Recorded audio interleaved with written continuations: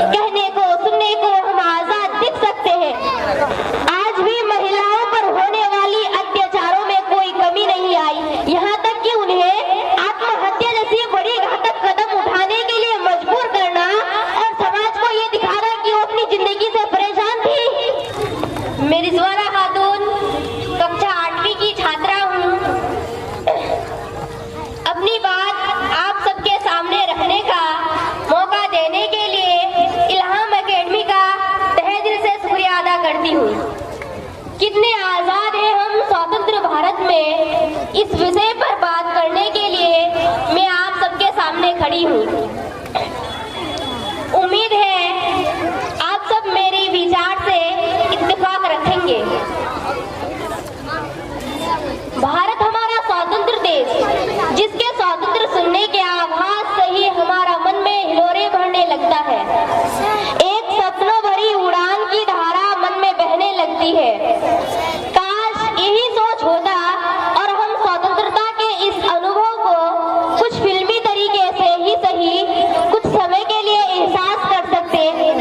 कहने को तो हम स्वतंत्र देश में रहते हैं और हम दर्शाते भी ऐसे ही है कि हम जैसे स्वतंत्र विचारों और खुले सोच वाले इंसान इस दुनिया में नहीं है।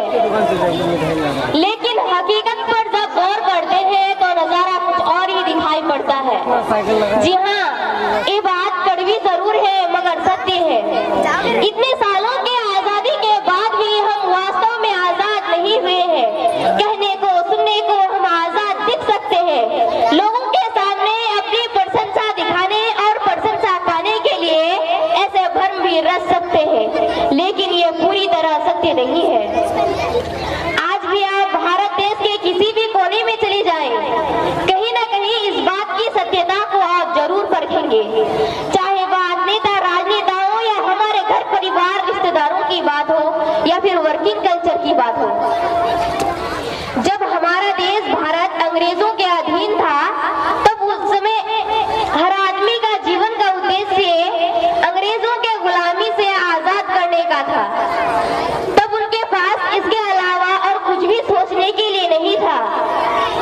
आज हम स्वतंत्र भारत में हम बात तो स्वतंत्रता की बहुत करते हैं, चाहे बात दिल्ली गैंगरेप कांड की हो या हरियाणा के खौफ पंचायत की हो या हर रोज छोटी बड़ी बालिकाओं के साथ सरेआम छेड़छाड़ करने की बात हो या धन लोभियों द्वारा दहेज के लिए दी जाने वाली नारियों की बलि, उन्हें टॉर्चर करना, मारना, काटना, जलाना, ये सब भारत के आम परिदृश्य है।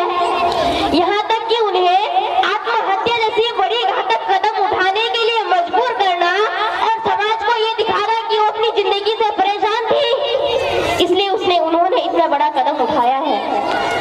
कहीं भी नजरें उठाकर देख लीजिए, इसमें कहाँ स्वतंत्रता दिखाई पड़ रही है। आज के इस बदलते युग में एक और जहां नारियां हर मामले में पुरुष की बराबरी कर रही है, आज भी कई घर ऐसे हैं जिसमें नारियों को वो बराबरी नहीं मिल पा रही है। आज भी महिलाओं पर होने वाली अत्याचारों में कोई कमी नहीं आई है। आज भी एक सत्ताधारी नेताओं द्वारा अपराधियों के साथ किए गए गठजोड़ कई असामाजिक कार्यों को अंजाम दे रहे हैं। फलस्वरूप दंगों, विस्फोटों और दुर्घटनाओं से देश तरसते हैं। और हम बात करते हैं स्वतंत्रता की। इन दंगों विस्फोटों में जो भी मरे, जिनका भी नुकसान हुआ, देश से उन सफेद पोश नेताओं को कोई फर्क नहीं पड़ता है और न ही वे अपनी रुचि दर्शाते हैं। बस थोड़े दिन अपने भाषणों में आतंक और हमलों की निंदा करके वे अपने आप को बचाने में सफल हो जाते हैं। आज भी स्वतंत्र भारत पर एक प्रश्न चिन्ह लगा हुआ है कि हम वास्तव में आजाद नहीं हुए हैं, हम स्वतंत्र नहीं हुए हैं। हमें आजादी चाहिए, इस आजादी के लिए हम खुद लड़ेंगे, चाहे इसके लिए हमें कुछ भी करना पड़े। हम लड़की हैं, हम लड़ सकते हैं, हम भी आगे बढ़ सकते हैं। कि हम लड़की हैं, हम लड़ सकते हैं, हम भी आगे बढ़ सकते हैं, हम भी आगे बढ़ सकते हैं, हम भी आगे बढ़ सकते हैं। जय हिंद।